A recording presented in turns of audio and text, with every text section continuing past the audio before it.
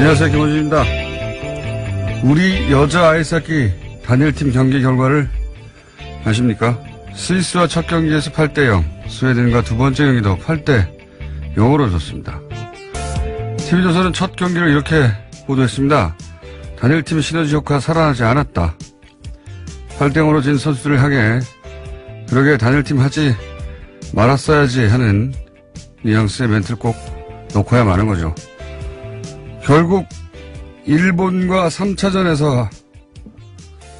가서야 첫 골을 성공시켰는데 그 첫 골 장면은 보셨나요? 겨우 한 골인데 마치 금메달 따기라도 한 듯이 모두가 얼싸안고 환호를 했죠. 그 경기도 결국 4대1로 패했음에도 모두가 첫 골을 자축하며 서로를 격려하는 장면을 보며 그런 생각을 했습니다. 단일팀이 얼마나 부당한 것인지 거품을 물고 반대하던 이들, 그렇게 여자 아이스하키 선수를 극진히도 아끼고 걱정해주는 것처럼 굴었던 그들은 단일팀 경기를 챙겨보기나 했을까요? 안 했을 겁니다, 아마. 이미 북한 장사는 충분히 했으니까요. 남북이 동시에 관련된 모든 결정과 행위를 정권 비판의 수단만으로 3년 이들의 공세가 앞으로도 지속될 겁니다. 그 공세가 때론 그럴듯 할 때도 있을 겁니다. 그때마다 단일팀이 성공시킨 첫 골과 그 첫 골의 팀 전원이 어떻게 한덩어리가 되어 환호하는지 이 장면을 한번 찾아보시길 바랍니다. 지금 우리 공동체가 필요로 하는 평화가 얼마나 소중한지 아무런 부연 설명 없이 아주 절실하게 와닿습니다. 김호준의 권위였습니다.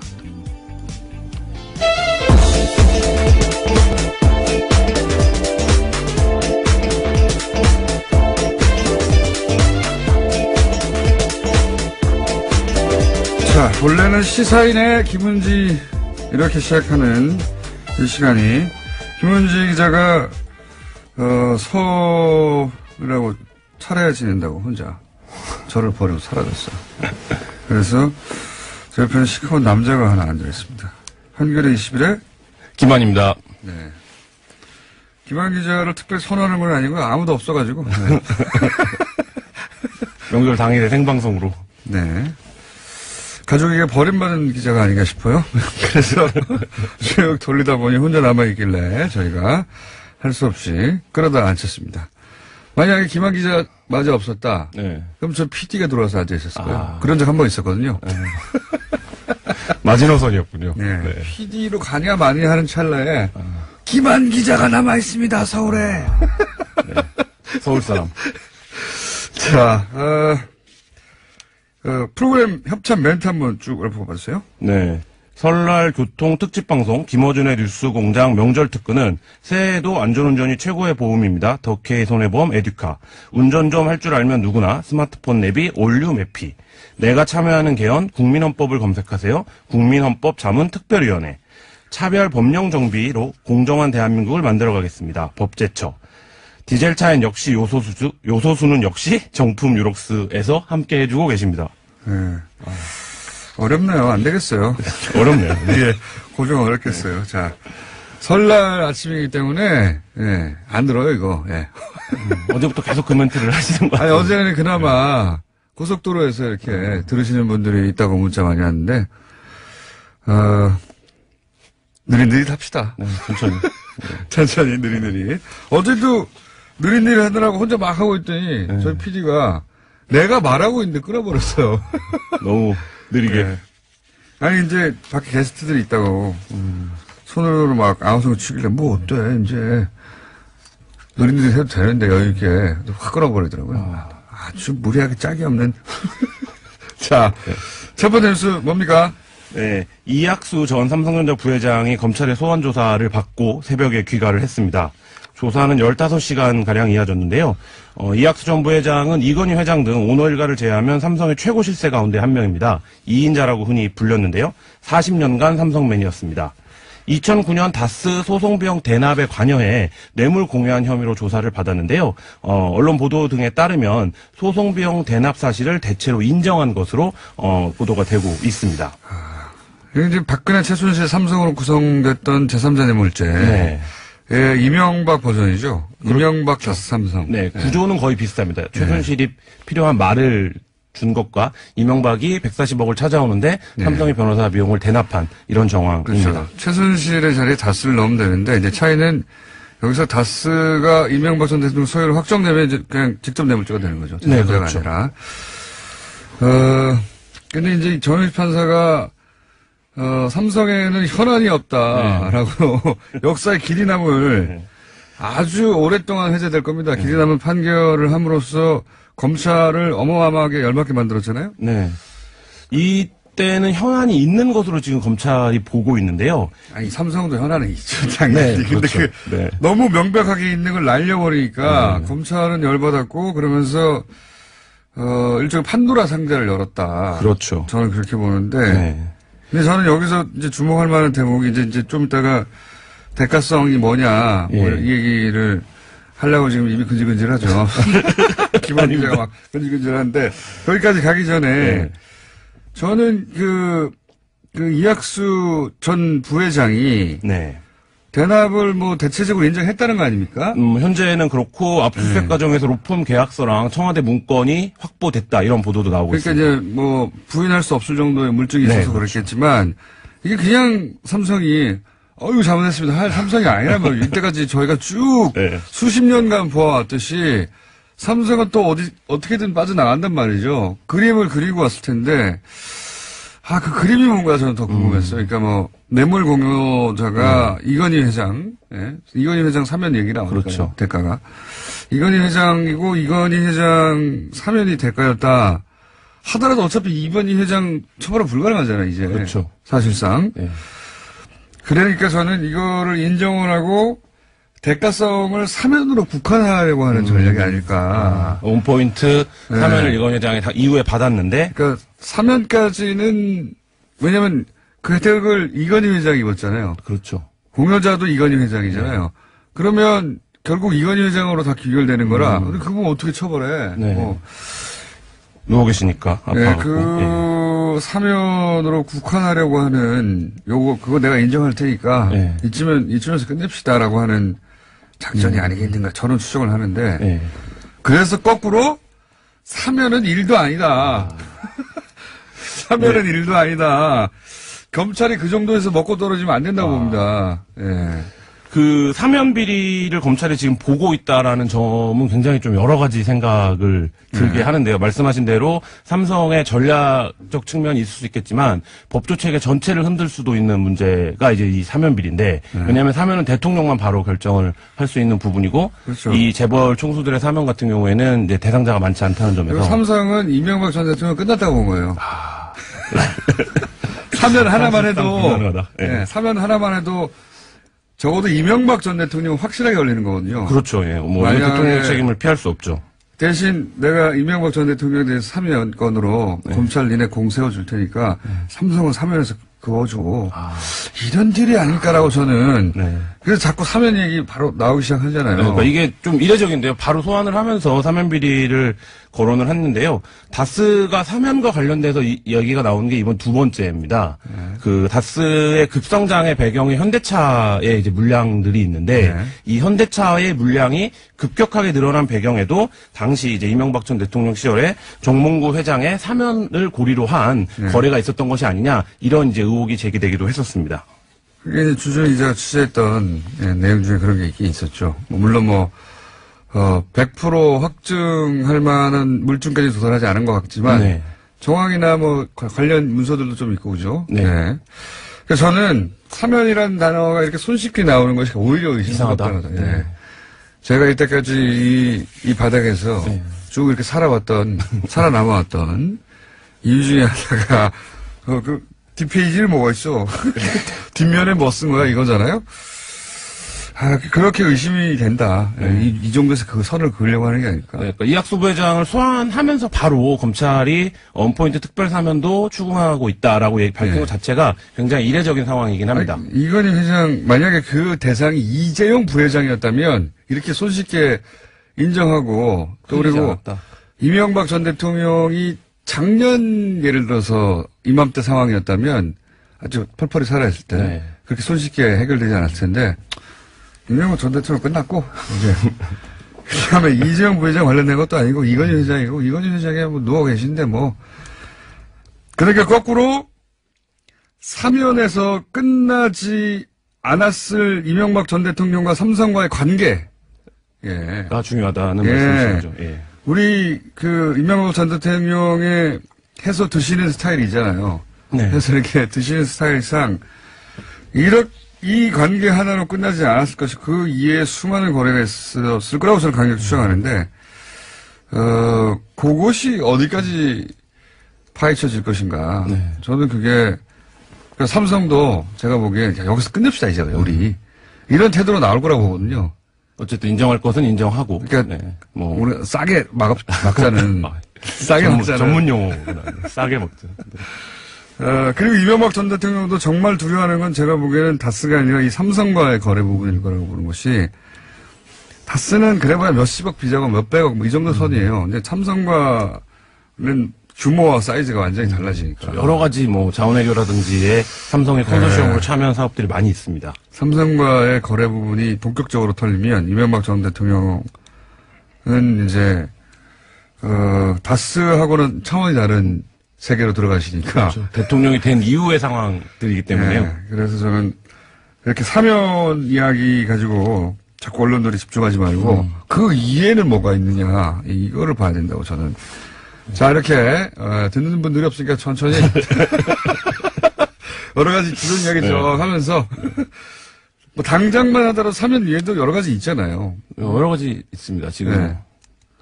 그 서울시장 시절에 그 호문프레이닝이라는 다스 자회사가 네. 이시영 씨에게 돈을 이제 저리로 무담보를 빌려줬다는 내용이 보도가 됐었는데요. 이 돈의 실체가 이명박 전 서울시장, 그러니까 서울시장 시절에 했던 뉴타운에서 발생한 수익이다 이런 보도가 또 나왔습니다. 굉장히 이제 앞으로 이제 이명박스러운 이런 표현이 사전에 등재된다면은 굉장히 좋은 사례로 등록이 될 네. 사건이죠. 네. 거의 뭐 도랑치고 가재 잡는 수준의 사업을 한 건데요. 호문프레이닝은 다스의 자회사로 부동산 개발을 주로 하는 회사입니다. 이 호문프레이닝이 그 뉴타운으로 지정될 것이라는 정보를 미리 입수하고 그 주변에 주상복합 건물을 지어서 엄청난 수익을 올렸다라는 건데요. 이 건은 사실 2007년 대선 직전에도 문제 제기가 있어서 조사가 있었습니다. 근데 당시에는 이제 무혐의로 마무리됐는데 최근 이 호문프레이닝이 그 이명박 대통령의 아들인 이시영 씨의 회사에 빌려준 돈이 이때 거뒀던 개발 이익 가운데 40억 원이다. 이렇게 이제 지금 검찰은 보고 있습니다. 이 정황을 어제 이제 나온 보도를 이제 좀 더 내용을 풍부하게 하는 건데요. 왜 담보도 없이 낮은 이자에 돈을 빌려줬는가? 이 대목에서 돈이 이렇게 흘러간 정황을 본 것입니다. 자기 돈이니까 한마디로 말하면. 그래서 자기 어떤 이제 그걸 했겠죠? 네. 기여. 뭘 어떤 그걸 해요? 네, 기여를. 네, 깜짝 놀랐네. 네, 자기 돈이라고. 기자가. 네. 기자가 그렇게 말하면 안 되죠. 어떤 그거를 했겠죠. 뭡니까? 네. 그러니까 서울시장 시절에 뉴타운 사업을 지정을 할 것을 미리 알고 그 주변에 이제 땅을 샀던 다스 자회사가. 네, 간단하게 말하면은 2003년도에 네. 천호동 땅을 사요. 그랬더니 몇 개월 있다가 그 주변이 뉴타운으로 지정돼가지고 그렇죠. 대박이 나버린 거예요. 예, 그러면서 150억 정도를 벌었다 이런 거죠. 당시 예. 개발이익을 240억 원대라고 보고 있는데 검찰이 확인된 개발이익만 150억이고 이 가운데 40억이 이시영 씨 회사로 흘러간 것입니다. 예, 이게 이제 제가 이명박 전 대통령 취임 직후에 어디 가서 말했더라? 우리 이명박 전 대통령은 국가를 수익 모델로 삼는다. 네. 국가를 수익 모델로 삼는 대통령의 탄생이라고 제가 10년 전에 말한 적이 있습니다. 10년 전에. 예. 이 서울시 관련해서는 여러 가지 의혹들이 또 다스와 관련해서도 있는데요. 네. 이명박 전 서울시장. 이 말을 끝마치고요. 말씀이 남았군요. 이제 겨우 시작해서 시간 많아요.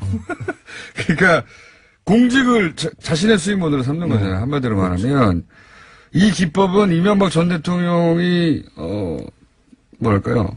절정 고수입니다. 절정 고수인데 요것도 자기 부동산 관리업체한테 이제 땅을 사게 하고 그 땅 주변 시세를 자기가 가진 공적 권한으로 끌어올린 거 아닙니까? 그렇죠. 예, 여기를 뉴타운으로 지정해가지고.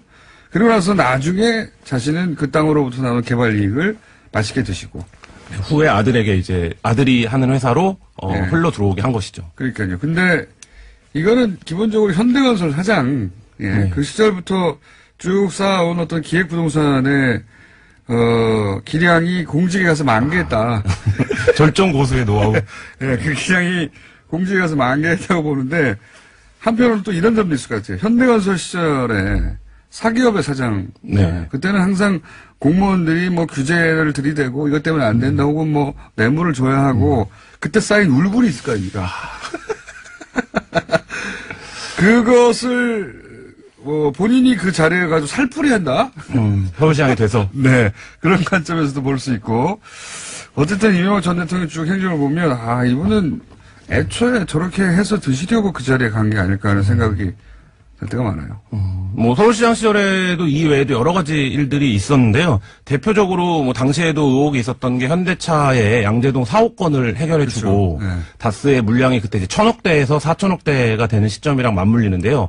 그래서 그 건도 서울시가 적극적으로 공교부에 제안을 해서 그 현대차 사옥, 그러니까 수건 사업 중에 하나였는데요. 네. 그걸 해결해줬던 적이 있습니다. 계산이 정확한 분이죠. 예. 자, 정치보복이라고 했던 분들 다 어디 가셨나 모르겠네요. 자, 그리고 이 재산을 또 관리해왔던 이병모 청계재단 사무국장 어제 한참 얘기했는데 구속됐죠? 네, 그렇습니다. 이명박 전 대통령의 오랜 재산 관리인으로 알려진 이병모 청계재단 사무국장이 어제 구속이 됐습니다. 네. 다스 실소유주 규명의 키맨으로 평가를 받는데요. 검찰 수사가 굉장히 급물살을 탈 것으로 전망이 되고 있습니다. 영장이 발부된 이유는 증거인멸 및 도망의 염려가 있다는 건데요. 앞서 이 사무국장은 그 차명 재산 관련된 입출금 내역이 담긴 장부 등을 파기한 혐의로 13일 긴급 체포가 됐었습니다. 이 밖에도 이 사무국장은 그 이시영 씨가 장악한 관계사의 40원 가량을 부당 지번하는 60억 원대의 배임 횡령 혐의도 받고 있고요. 청와대 기록물을 보관하는 대통령 기록물 관리법 위반 혐의도 지금 받고 있습니다. 저는 이제 청계 소굴이라고 불러야 된다고 주장하고 있는데 네. 여기서 모든 범죄가 다 이루어졌어요. 예. 이명박 전 대통령의 비자금이나 혹은 뭐 관련한 배임이나 횡령 또는 뭐 차명 재산 관리 등등이 다 혹은 뭐 은닉 대통령 관리법 위반 그다음에 증거 인멸 네. 이게 다 본부입니다. 그렇죠. 청계 소굴이에요. 그 청계재단이 있는 이제 영포 빌딩의 지하 2층을 압수수색해서 검찰이 굉장히 중요한 정보 그 여기도 자료들 비밀 회의실도 있잖아요. 네. 완전 소굴이에요. 네. 그 이병모 씨가 주로 상주했던 게 이 바로 지하 2층입니다. 그러니까요. 그래서 지금까지는 김백준 씨가 중요한 이명박 대통령의 집사라고 알려져 있는데 김백준 씨가 이제 좀 그나마 양의 집사라면 이 이병모 씨는 완전히 음의 집사이기 때문에 이병모 씨의 구속은 이명박 전 대통령을 향한 수사에 굉장히 중요한 좀 변곡점이 될 것 같습니다. 이분은 2008년 특검 때도 등장을 했었어요, 사실은. 예. 그때는 실명으로는 아니었고 이제 그렇죠. 예. 이명박 전 대통령 관련해서 그때 지금하고 똑같은 의혹이 그대로 있었죠. 네. 그래서 도대체 이상은 회장이 회장인데, 이런 큰 회사의 회장인데, 카드 내역이라든가, 돈 씀씀이가 너무 없다. 도대체 어떻게 생활하는 거냐. 회장의 돈 씀씀이가 아니다. 그랬더니, 이 양반이 현금만 쓰신다. 이명모 씨가 증언을 그렇게 했죠. 격주 정도 될 거예요. 격주로 3천만 원씩 현금으로 인출해가지고, 생활비를 쓰신다고. 네, 그렇게 진술했었어요. 예. 생각해보면, 말도 안 되는 소리거든요? 돈을 막 이만큼씩. 현금 3천만 원. 3천만 원씩 격주로 뽑아가지고, 그거 들고 갖다 줬다는 거 아닙니까? 격주로.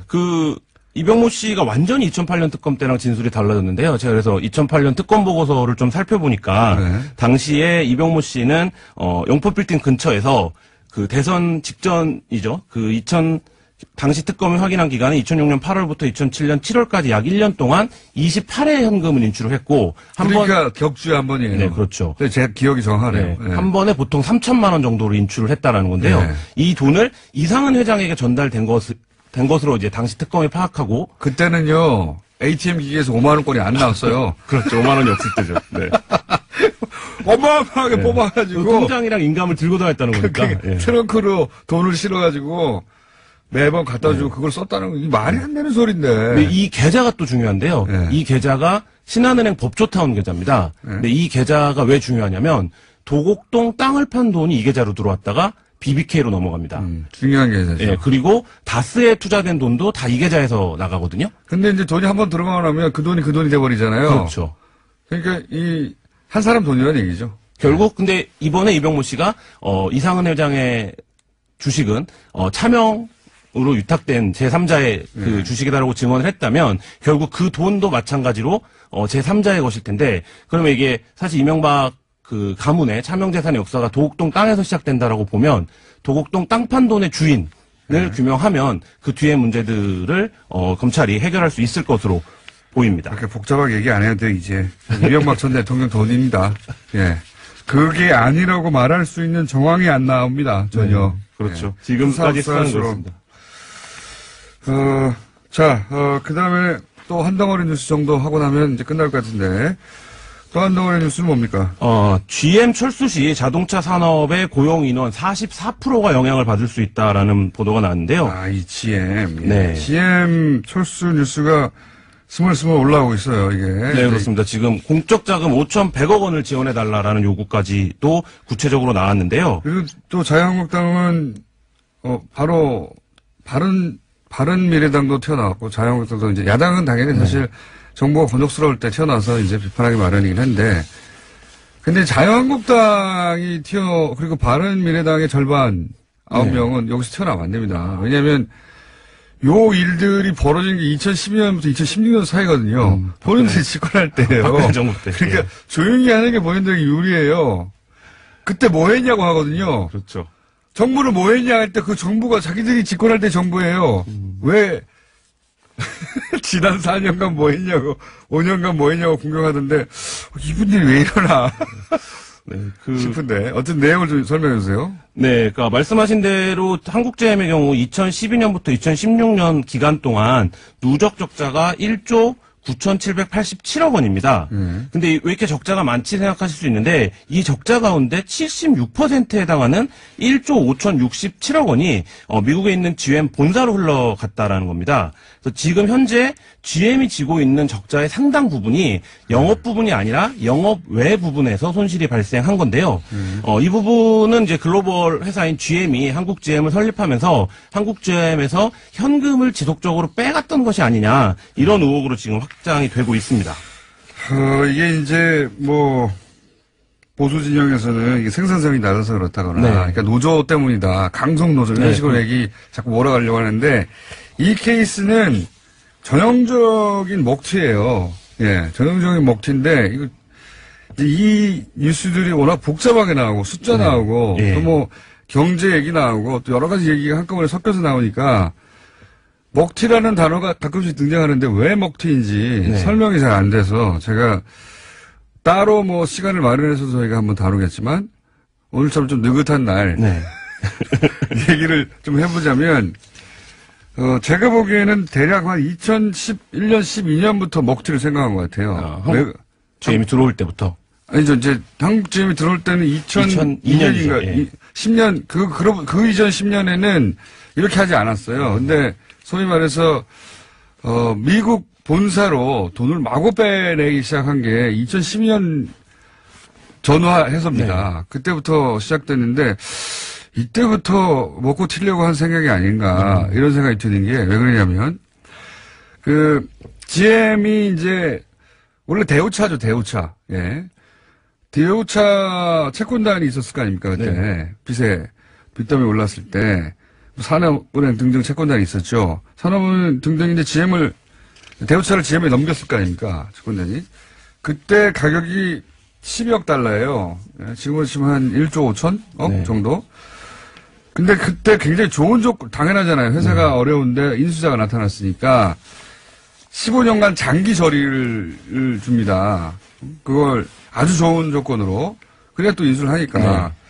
근데 GM은 그걸 어떻게 갚냐면은 2012년, 2013년 반반씩 뚝 잘라가지고 한 번에 갚아요. 여기까지 그럴 수도 있다고 쳐요. 근데 그때 그 돈을 어디서 빌려오느냐? 은행이 아니에요. 미국 본사에서 빌려옵니다. 네, 맞습니다. 미국 본사에서 빌려온다? 그럴 수도 있어요. 근데 그 이자가 훨씬 더 높아요. 네. 자기들이 채권단에 내야 했던 돈보다 훨씬 더 높아요. 네, 그렇습니다. 그 GM 미국 본사로부터 돈을 차입을 하고 그 이자 비용이 연간 한 5천억 정도씩 2012년 이후부터 나가고 아니고 이때까지. 네. 예. 나가고 그러니까, 있는 구조입니다, 지금. 그러니까 장기절이 회사 입장에서 보자면 장기절이 있는데 훨씬 비싼 걸로 갈아탄 거예요. 네. 거꾸로 하는 법은 있어도 이런 경우는 없거든요. 그래서 지금 두 가지를 노조에서는 지적을 하고 있는데요. 그 말씀하신 부분, GM 본사에서 차입한 부분에 대한 금융 비용이 너무 과도하다는 점과 또 한 가지는 이게 전형적으로 글로벌 기업이 이제 이 공장을 착취하는 과정이라고 볼 수 있는 게 GM에서 사오는 원자재는 굉장히 비싸게 사주고 한국 GM 공장이 만들어서 수입하는 차량은 GM 본사에 싸게 납품하는 방식을 취하는 겁니다. 그렇죠. 그럼 네, 그래서 본사가 또 있어요. 또 이게 이제 보니까 좀 들여다보면 이 뽑아먹고 튀려고 했구나 하는 생각이 자꾸 드는 게 그 이자 비용을 이렇게 과도하게 5천억을 쓰지 않아도 될 돈을 쓴 거죠. 그렇죠. 근데 그거는 오로지 미국 본사만 이익이고 그렇죠. 한국 GM은 5천억을 손해본 거예요. 손해본 거니까 이런 결정은 배임이란 말이죠. 근데 한국 GM은 손해를 봐도 상관없는 거예요. 본사 입장에서는. 그랬다는 얘기는 버린다는 거잖아요. 네, 그렇죠. 네. 먹튀 생각하지 않을 수 없고 그런 징후는 방금 말씀하신 대로 한국 GM에서 차를 만들 때 부품이 필요할 거 아닙니까? 근데 그 부품이 미국에서 생산하는 거예요. 그럼 비싸게 사고 한국에서 다 만드는 차를 가져갈 때는 자기들은 싸게 가져가요. 네. 당연히 또 손해는 한국 GM만 있는 거예요. 그렇죠. 미국 본사는 손해가 아니고. 그리고 또 이런 것도 있어요. 이게 난 제일 웃기다고 생각하는데 르노 삼성의 1년 그 연구비가 개발비가 대략 1,000억 정도랍니다. 근데 한국 GM은 6천억이에요. 한국 GM이 그렇다고 무슨 스포츠카를 매년 막 엄청난 걸 개발해내지 않잖아요. 왜 이렇게 돈이 많이 드나 하고 봤더니 예를 들어서 그 GM의 그 전기차가 있습니다. 네. 볼트라고 있습니다. 예. 그 전기차는 한국 GM 돈으로 개발해요. 근데 생산은 미국에서 합니다. 그리고 로열티를 한국 GM이 미국에 내요. 네. 이게 도저히 이해가 안 가는 구조예요. 저는 이게 네, 그러니까 비용은 한국에서 쓰고 이득은 미국에서 챙기는 구조가 반복되는 건데 거꾸로 예를 들어서 미국에서 개발한 차가 있어요. 그리고 그걸 한국에서 팔아요. 네. 그러면 그 연구 개발비는 한국에서 됩니다. 네. 그러니까 한국 GM이 쓰고 있는 연구 개발비는 한국 GM이 개발하는 차에 쓰이는 게 다 아니에요. 네. 훨씬 더 몇 배에 이르는 돈은 미국 GM이 가져가기 위해서 한국 GM에게 떠맡기거나 혹은 로열티로 때리거나 하는 돈이에요.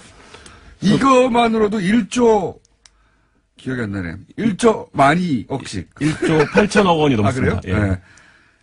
이렇게 그러니까 적자 대부분은 이렇게 한국 GM이 지지 않아도 되는 적자를 지게 만드는 방식으로 구조를 만든다면 미국 본사가 현금을 땡겨가는 ATM 기계 역할을 하고 있는 네, 전형적으로 이제 그렇게 했다라고 볼 수 있는데요. 말씀하신 대로 R&D 비용, 전기차 등을 개발하는 굵직한 프로젝트의 연구 비용을 한국 GM이 지불하고 그 생산은 미국 기지에서 하고 또 그다음에 원래 이제 동북아의 생산 기지로 삼으려고 했는데 여기서 생산해야 되는 물량의 상당 부분은 상하이 GM에서 생산하는 방식을 취하면서 한국 GM이 부실화됐다 이런 비판이 제기되고 게다가 있습니다. 이제 트럼프 대통령이 들어서면서 그렇죠. 두 가지 이유로 지금 이렇게 한국 GM이 우리 5천억 지원해주지 않으면 철수할 거야? 이런 협박이거든요. 협박 지금 그렇죠. 협박을 하고 있는 거예요. 한국 정부에. 한국 정부가 한 15만 명 정도 되는 대량 그 해고 사태 이걸 감당할 수 있겠어? 이러면서 그리고 미국의 트럼프 대통령이 돌아오라고 하거든요. 외국에 나간 공장들 좋은 조건에 딜할 수 있는 거거든요. 양쪽으로 딜을 치는 거예요 지금. 한국에서 정부에서 지원해주면 뭐 좀 더 있어볼까? 좀 더 있어봐야 소용없다. 저는 15만 명 때문에 15만 명을 인질로 삼고 있는 거거든요. 네, 고용 인원이 많다라는 보도가 바로 나온 것도 그런 맥락이라고 볼 수 그렇죠. 있는데요. 예, 인질로 삼아서 그렇지만 그 돈 뽑아먹고 또 갈 거예요. 이런 체질 개선이나 구조를 개선하지 않으면 한국 정부가 계속 돈만 대주는 겁니다. 그리고 그러다가 트럼프 대통령 임기 내에 틀림없이 옮길 겁니다.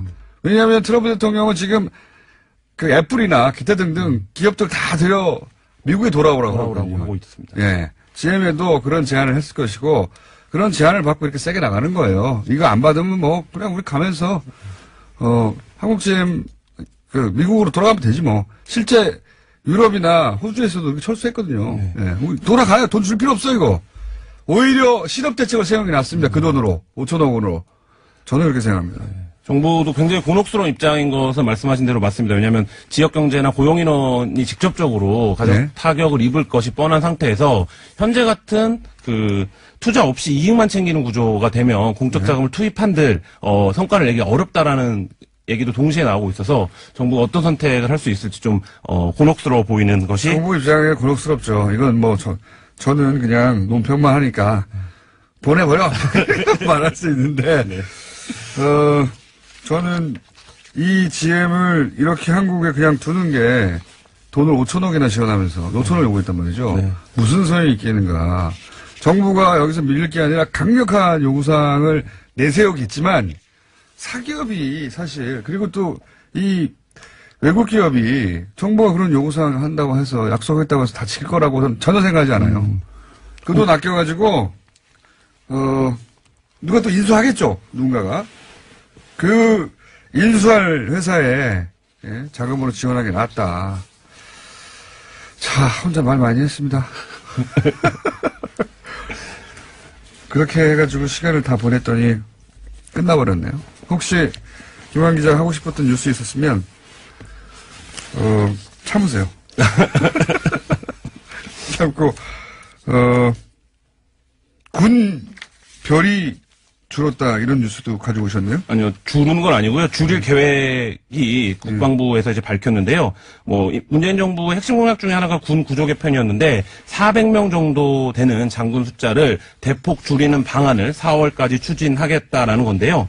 이건 조금 지켜봐야 되는 게 그동안 정부가 바뀔 때마다 별을 줄이겠다라고 약속을 해왔는데 지난 10년간 줄어든 장군 전원은 딱 8자리에 불과하기 때문에 이 400명을 줄이겠다는 정부의 계획이 구체적으로 어떻게 현실화될지 좀 지켜봐야 될 것 같습니다. 알겠습니다. 지금까지 해결되시면 김한 기자였습니다.